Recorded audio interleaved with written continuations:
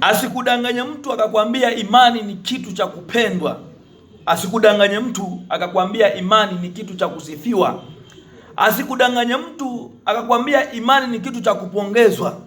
Asikudanganye mtu akakwambia imani ni kitu cha kufurahishwa. Mimi nakwambia imani ni kitu cha kubezwa. Imani ni kitu cha kubezwa. Imani ni kitu cha kupuuzwa. Imani ni kitu cha kutengwa. Imani ni kitu cha kutengwa. Imani ni kitu cha kuchukiwa. Imani ni kitu cha kupuuzwa. Imani ni kitu cha kudharauliwa. Yohana Mtakatifu sura ya 7 na ule mstari wa 1.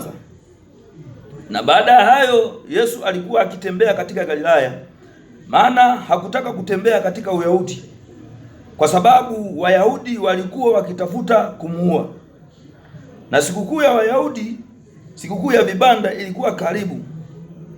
Basi ndugu zake wakamwambia, ondoka hapa uende Uyahudi, wanafunzi wako nao wapate kuzitazama kazi zako unazozifanya, kwa maana hakuna mtu afanyaye neno kwa siri, naye mwenyewe ataka kujulikana. Ukifanya mambo haya, basi jidhihirishe kwa ulimwengu, maana hata nduguze hawakumwamini.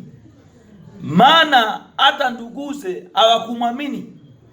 Huu ni Yesu. Nimekwambia imani ni kitu cha kutengwa. Imani ni kitu cha kupuuzwa. Imani ni kitu cha kudharauliwa. Unajaribu kuangalia Yesu pamoja na kazi zote alizozifanya. Alifufua watu, aliponya vipofu, aliponya wagonjwa, aliponya watu wengi sana, aliokoa watu wengi pamoja na kazi zote alizozifanya. Lakini maandiko yanasema ndugu zake hawakumwamini. Pamoja na yale aliyokuwa ameyafanya, ndugu zake hawakumwamini. Sasa mimi na wewe ni nani? Umefanya jambo gani kubwa kuliko Yesu mpaka unaaminiwa, mpaka unaona unakubaliwa na unaona hiyo ndo imani? Umefanya jambo gani kubwa? Umefanya jambo gani kubwa? Yesu pamoja na kazi zote alizozifanya, alifufua watu, viwete walitembea, alifanya kazi kubwa. Mimi nataka nikwambie imani ni kitu cha kutengwa. Imani ni kitu, sio kitu cha kusifiwa. Imani ni kitu cha kubezwa. Imani ni kitu cha kupuuzwa. Mimi nakuhakikishia imani ni kitu cha kupuuzwa. Mimi nakwambia popote ulipo, kama unasoma Biblia, niambie ni mtu gani ambaye alikubalika na kila mtu? Niambie ni mtu gani ambaye alikubalika na kila mtu? Watu wa Mungu, manabii, watu walipuuzwa, watu walizarauliwa. Akina Paulo hawakukubalika kirahisi. Akina Elia hawakukubalika kirahisi. Hakuna mtu ambaye alikubalika kirahisi. Wengine walitengwa na ndugu zao. Kwa hiyo mimi nataka nikwambie imani ni kitu cha kupuuzwa. Imani ni kitu cha kutengwa. Na kama unataka kupendwa, achana na hiyo imani, acha. Kama unataka kupendwa, kama unataka kusifiwa, kama unataka wakuone una akili, mimi nakuhakikishia wewe sio mkuu kuliko Yesu. Wewe sio mkuu kuliko Yesu. Nikuongezee na andiko moja hapa. Nikuongezee na andiko hapa katika Isaya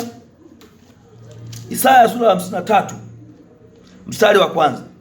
Maandiko yanasema, ni nani aliyesadiki habari tuliyoileta, na mkono wa Bwana amefunuliwa nani? Maana alikuwa mbele zake kama mche mororo, na kama mzizi katika nchi kavu. Yeye hana umbo wala uzuri, na tumwonapo hana uzuri hata tumtamani. Alizarauliwa na kukataliwa na watu. Alizarauliwa na kukataliwa na watu. Imani ni kitu cha kutengwa. Imani sio kitu cha kufungamana na yeyote.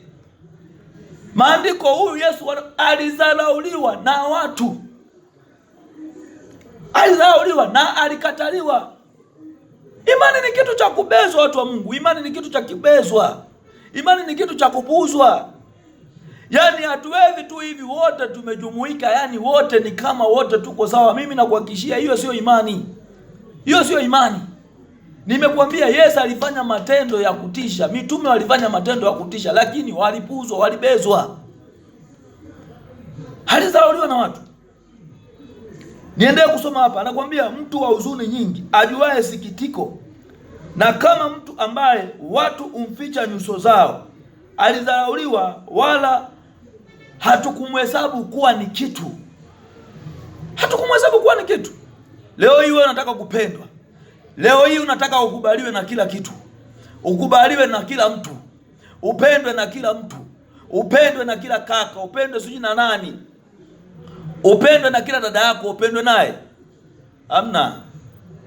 Kama unataka kupendwa kwenye imani, achana nayo, achana nayo.